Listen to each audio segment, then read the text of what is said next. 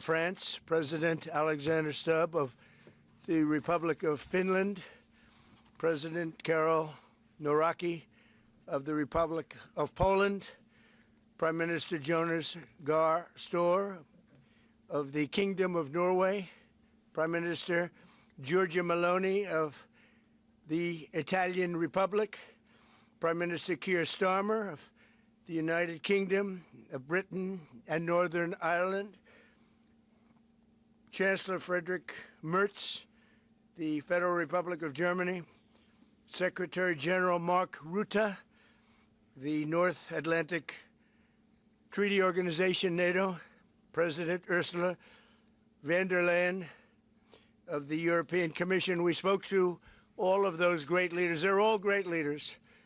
And we had a great talk with them after we were completed. We thought it was appropriate to speak with them. And our meeting was excellent. We covered, somebody would say 95%. I don't know what percent, but we have made a lot of progress on ending that war, which is really certainly the most deadly war since World War II, probably the biggest war since World War II. And I want to thank Steve Witkoff, who's here, and I'd like to thank Jared, who's here someplace. Thank you, Jared. And thank you, Steve. What a great job you've done. Jared Kushner, Steve Witkoff, and Marco Rubio is here. Thank you, Marco. And Pete Hegseth is here. Those two people are doing an unbelievable job. And the four people on this one are doing, I don't think anybody could do it. And we'll see if it gets done, but it's very close, certainly. Nobody would even have a chance of getting it to where it is right now. Nobody would have thought that was possible. So I just want to say we've done very well. We've had discussions on just about every subject, and that includes with President Putin before. And we went into great detail, and we likewise went into great detail today. And it was an honor to have you at Mar-a-Llago and have lunch. I hope you enjoyed the food. Your people enjoyed the food, I can tell you that. You're big, strong people. Your general over there looks like central casting. I want to also, by the way, speaking of generals, we have a great general, General Raisin Kane, who is here someplace. Thank you, General. Thank you very much. He's great. So, Mr. President, maybe you want to say a few words, and then we'll speak over the next couple of weeks. We'll speak probably quite a bit, but we'll speak tomorrow. Thank you very much. Appreciate it. Thank you so much, Mr. President. Thank you. Thank you for everything. Dear colleagues, first of all, I would like to thank President Trump for a great meeting at this amazing place in his home in Mar-a-Llago. And we had a really great discussions on all the topics, and we appreciate the progress that was made by American and Ukrainian teams in these recent weeks. Special thanks to Steve Witkoff and Jared Kushner, and thank you for their engagement and full commitment, and also to our team, and first of all to Rustem Umerov and General Gnatov, and to all our teams. And we discussed all the aspects of the peace framework, which includes, and we have great achievements, 20-point peace plan, 90% agreed, and U.S.-Ukraine security guarantees, 100% agreed. U.S.-Europe-Ukraine security guarantees, almost agreed. Military dimension, 100% agreed. Prosperity plan being finalized, and we also discussed the sequencing of the following actions. And we agree that security guarantees is a key milestone in achieving lasting peace, and our teams will continue working on all aspects. We also had a joint productive call with European leaders, like President Trump said already, and a lot of leaders, including NATO and the EU. And we agreed that our teams will meet in upcoming weeks to finalize all discussed matters, and we agreed with President Trump that he will host us, and maybe in Washington, European leaders and Ukrainian delegation, yes, in January. And Ukraine is ready for peace. And once again, would like to thank President Trump for a warm welcome and substantial discussion. Thank you, Mr. President. Thank you very much. Thank you so much, Mr. President. Any questions, please?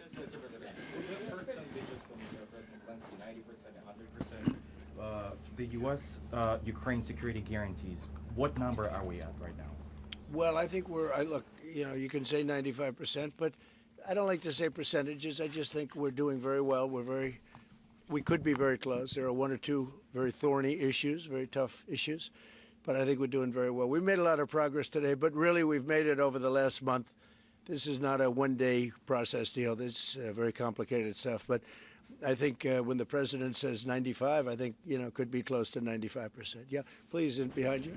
Mr. President, have you agreed on the so-called free trade zone on Donbass? How to separate the sites? How to make the separation line? Who will be responsible? The word agreed is too strong. I would say not agreed, but we're getting closer to an agreement on that, and that's a big issue. Certainly, that's one of the big issues, and I think we're closer than we were probably. It's unresolved, but it's getting a lot closer. That's a very tough issue, but one that I think will get resolved. Yeah, please. We are receiving some mixed signals coming from Moscow, even after you spoke with President Putin. Can you assure us that you have received written or any formal response from them? Well, what was the issue? You have to tell me. What did they say? They are telling that Ukraine has to give up Donbass. Just very recent statement coming out. Well, that's what they've been asking for, and there's a dispute about that. So they're going to have to iron that out. That's an issue they have to iron out. But I think it's moving in the right direction. Can you delay the solution or peace agreement that you try to achieve? If something doesn't happen? You mean if something doesn't happen? Yeah, go ahead. May I ask? No, go ahead. You were going to finish your question. Will there be any step that the United States be prepared? Well, we'll see. Look, we'll see. But I don't want to talk about that because I think we're getting pretty close. Yes, please. May I ask the President of Ukraine Please. about territorial question. Mr. President, what is your take on Donbas status? Are you prepared to see it as a free economic or demilitarized zone? No, we spoke about 20 points planned, and I'm happy that really our team's very close to results. And I agree with President Trump that our teams worked not one day and not one week, more than 1 month, beginning from Geneva, then 2 meetings in Miami, then we had Berlin, and now we have Mar-a-Лаго. So this is a very difficult question. You know our position, so it's, we have to respect our law and our people. We respect the territory which we control. And of course, our attitude is very clear. That's why President Trump said this is a very tough question. And of course, we have with Russians different positions on it. Have you discussed referendum about? No, when we speak about referendum, we spoke that it's one of the key. We can have referendum on any kind of points of this plan. I said that we can use referendum like for the plan, or we cannot use referendum. It's one of the key. We can use, this possibility of Parliament to vote according to the law or to have referendum. Doesn't matter. This referendum, if the plan will be very difficult for our society, very difficult, of course our society has to choose and has to vote because it's their land, the land not of one person, it's the land of our nation for a lot of generations. They'll probably have to get their plan approved by Parliament or by referendum of the people. You would think that they want, I know they had a poll that it's 91% in favor of ending this war, so they want to end it like everybody wants. Russia wants it ended, everybody wants it ended, and we want it ended. I want it ended because I don't want to see so many people dying. We're losing massive numbers of people, the biggest by far since World War II. So we want to see it ended, absolutely. President Yes. Trump, you said at the top that you plan to speak again tomorrow. Is that correct? I might. It depends on what happens tomorrow. If there's an additional something to add, otherwise there's no reason to. We're in the process. Jared and Steve are working very hard to get something done, and if there's something that comes up, I'd speak, but otherwise I don't think there's any reason to. In your mind, sir, what are the thorniest issues still unresolved after the? Well, I think the land you're talking about, some of that land has been taken. Some of that land is maybe up for grabs, but it may be taken over the next period of a number of months. And are you better off making a deal now? Look, let me tell you, they have been very brave. They fought very hard and continue to fight very hard and do tremendous damage. But Russia would like to see it end, and Ukraine would like to see it. And I think it's time to end. And a lot of very brave people, a lot of people that are dead right now, unfortunately, because I've said, and nobody's disputed it, that if the election weren't rigged and stolen, 2020, you wouldn't have had this war. It would have never happened. And it didn't happen for 4 years. Never was even thought to happen. And I spoke with President Putin. I got along with him very well, despite the Russia hoax, which was a total hoax. He used to say, what is going on over there? But it was a total hoax, as he knew and as I knew. But I spoke to him, and we'd talk about Ukraine. I've said it before. It was the apple of his eye, but he wasn't going to do anything about it. He didn't do anything about it until I was gone, and then a lot of really bad statements were made by people, by a lot of people, I guess, but by a certain president that we had who was a disaster. Yes? Do you anticipate going to Ukraine if you can get to an agreement? And I know I'd you have no said problem earlier, with doing it. You know, I have no problem with doing it. Don't anticipate it. Would like to get the deal done and not necessarily have to go. I've offered to go and speak to their parliament. And, you know, if that would help, I don't know if that would help. I think it would probably help, but I don't even know if that's... You're welcome. Yeah, no, I know. Always. So I'm not sure that it would be really necessary, but if it would help save 25,000 lives a month or whatever it may be, I would certainly be willing to do that. Yeah, please. No, behind you. Thank you, President. And how about Where are you from? from Ukraine? Good, I had a feeling. Public broadcaster. Good. And how about Zaporizhzhia nuclear plant? Have you discussed this question? On what? Zaporizhzhia nuclear plant. Yeah, we discussed that at length today. As you know, it's in pretty good shape. It can start up immediately, almost immediately. And it's one of the things I discussed with President Putin. And they were talking about the nuclear plant. That's probably the biggest in the world, just about the biggest anywhere in the world. Can you believe that? And President Putin's actually working with Ukraine on getting it open. He's been very good in that sense. He wants to see that open. And he hasn't hit it with missiles, hasn't hit it with anything. It's a big danger to do that for everybody. But they're working together to try and get it. It can open very quickly. It's in pretty good shape. And the people there have been there for years. The people there running it. You know, they have 5,000 people in that plant. Can you believe it? I learned that today. 5,000 people. It's the biggest plant of its kind in the world. And they're working together to get it open. They could maybe get it open quickly. That's a big step when he's not bombing that plant. It's a big step. in the readout from Moscow, they talked about the creation of some working groups that would be set. Can you tell us about what those working groups would entail? And also, if you wouldn't mind, what is the message that you will give to Putin when you speak to him after your meeting? So the working group is going to be composed of Steve Witkoff, Jared Kushner, General Raisin Kane, Marco Rubio, and a few other people that we're going to be putting onto it. I think Pete Hegseth should be in that working group. He knows the territory very well. He's been fantastic at what he's doing. And they may add one or two people. And likewise, Ukraine's going to have some very good people that were at lunch today that enjoyed the lunch today a lot, more than they thought, right? But do you want to say who may be on your working group?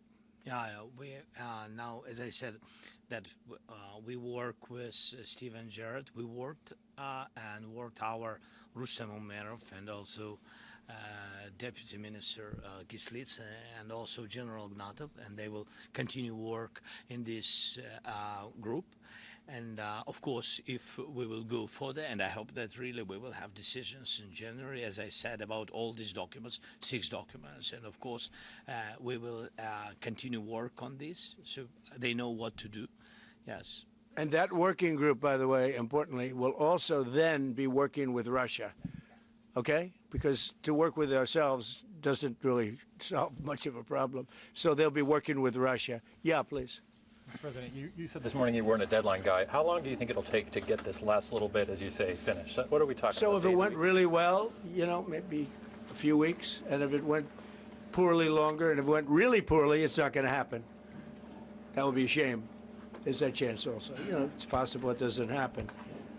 But, you know, in a few weeks we will know one way or the other, I think. But if it went really well, but it could also go poorly. I mean, you know, we could have something where one item that you're not thinking about as a big item breaks it up. Look, it's been a very difficult negotiation, very detailed It's funny, I settled 8 wars. Some were going on for 35 years. And we got them settled in a couple of days. Some of them, one was going on for 37 years. I settled it in 1 day. But this is a very complex one. You want to put odds on it? What the bad No, I think we'll get it done. I don't want to say when, but I think we're going to get it done. Yes, ma'am. Mr. President, you in the past have suggested a trilateral meeting between both Presidents Putin and Zelensky. Is Right. that something that is also on the docket? I see that happening, sure, at the right time. I saw a very interesting President Putin today. I mean, he wants to see it happen. He wants to see it. He told me very strongly. I believe him. Don't forget, we went through the Russia hoax together. And he'd call me, I'd call him, I'd say, can you believe the stuff that they're making up? And it turned out we were right. They made it all up. And despite that, we didn't get into wars or we didn't get into problems, but we weren't able to trade very much or any of that, which was a shame because, you know, a lot of success could have been had by trading with Russia. They have great land, great minerals and other things, and we have things that they want very badly. But the Russia hoax, which was a terrible made-up fictional thing by Crooked Hillary and by Adam Shifty Schiff and bad people, sick people. They made it up. It was all a made-up hoax. But it kept us really from dealing with Russia, kept Russia dealing, you know, from dealing with us. So, but despite that, we got along. And I don't know, I think we're going to get there. I know him very well. I think we're going to get there. Discuss any time, location, meeting place? Yeah, we're discussing a lot of things. No, look, I was on the phone with him for almost, I guess, 2.5 hours, they're just telling me now. It's a long time. We discussed a lot of things. We didn't talk about the weather. We weren't talking about what a beautiful day it is in Palm Beach, Florida. Yes. Trump, President Zelensky mentioned maybe a meeting with European leaders back in Washington. Would that be in the next few weeks? Well, in Washington or someplace, yeah. These leaders that I just read, these are great people. You know, they've spent a lot of money on helping Ukraine. And look, they're doing it for themselves also, meaning their country, because Ukraine's a very important country for them in particular. For us, it's very important. To me, it's the lives. You know, we're thousands and thousands of miles. We're protected by a thing called the Atlantic Ocean and lots of other places, to be honest. And they're not, you know, they're right there. But we're working together with them as we should be. But I'm doing it to save lives. You know, we're not spending any money. Biden gave $350 billion away. And the president was nice enough to give us a contract to take out rare earth and things. So we'll see how that all works out. We have a contract, but we appreciated that. He was very good. But we'll see how that works out. But if you think about it, we're going to have I really believe we're probably, Mr. President, by far closer than ever before with both parties. We had some times when he was close and President Putin wasn't. Then when President Putin was close and he wasn't. You saw that in the White House. But I think they both want to see it happen. In your conversation with... You were saying that you've said multiple times that you want to stop the killing. And nearly 100 American citizens died in Ukraine on the battlefield. Yeah. What's your message to their families whose loved ones died fighting for you? Well, look, I mean, the message is so obvious. It's what a shame. They died in a foreign country. And some are celebrated people. They're very celebrated. But so sad that a thing like that would happen. Yes, ma'am. Obviously, security is a major issue for the Ukrainians. Right. Did you offer any promises, any assurances today? Well, I did. We want to work with Europe, and Europe is going to take over a big part of it, as you can imagine. You know, they're right there. But we're going to help Europe 100%, like they'd help us. Yes, ma'am, you were going to say something? Yeah, I was just going to ask, when your conversation... Who are you with? Andrea Shala with Reuters. That's what I thought. Yeah. So in your conversation with President Putin, did you discuss what responsibility Russia will have for any kind of reconstruction of Ukraine post an agreement? I did. They're going to be helping. Russia's going to be helping.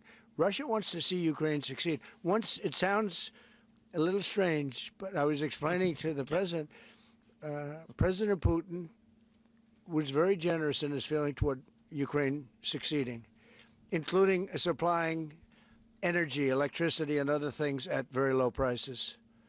So a lot of good things came out of that call today. But they were in the works for 2 weeks with Steve and with Jared and Marco and everybody. Did Russia agree, or did Putin agree to a ceasefire to allow a referendum to take place? Not a ceasefire, and that's one of the points that we're working on right now. No, not a ceasefire. He feels that, look, you know, they're fighting and to stop, and then if they have to start again, which is a possibility, he doesn't want to be in that position. I understand that position. The president feels strongly about that or something, but I think we're finding ways that we can get around that. But I understand President Putin from that standpoint. You know, you have to understand the other side. And, you know, I'm on the side of peace. I'm on the side of stopping the war. So, but I think that's a problem that's going to get solved, yeah. Would people who live outside of Ukrainians who fled during the war be allowed to participate in the referendum? What do you mean, people where live? The people that left. Who fled to Poland and Germany. You know, if we speak about the people who are abroad, who are not on the territory of Ukraine, you mean that in Poland, in Germany, we have millions of people. Yeah, they have a referendum in the same of elections, in the same way how people come and vote. They have rights for this, and of course they have to come.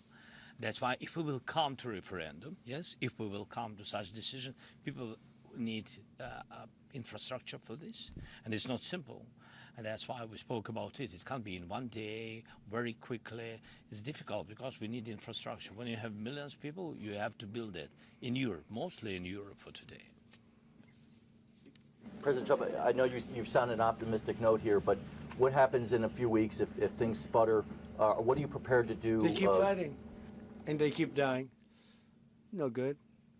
But if things don't happen, they keep fighting, and they keep dying. And we don't want that to happen. He doesn't want it to happen. President Putin doesn't want it to happen either.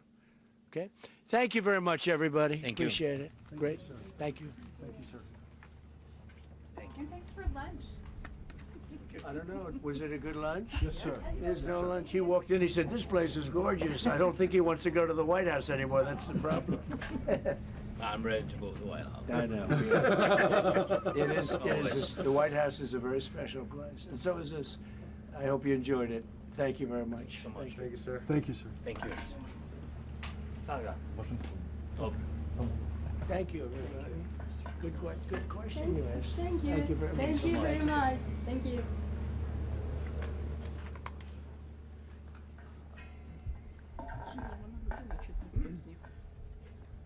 Great job. Thank you.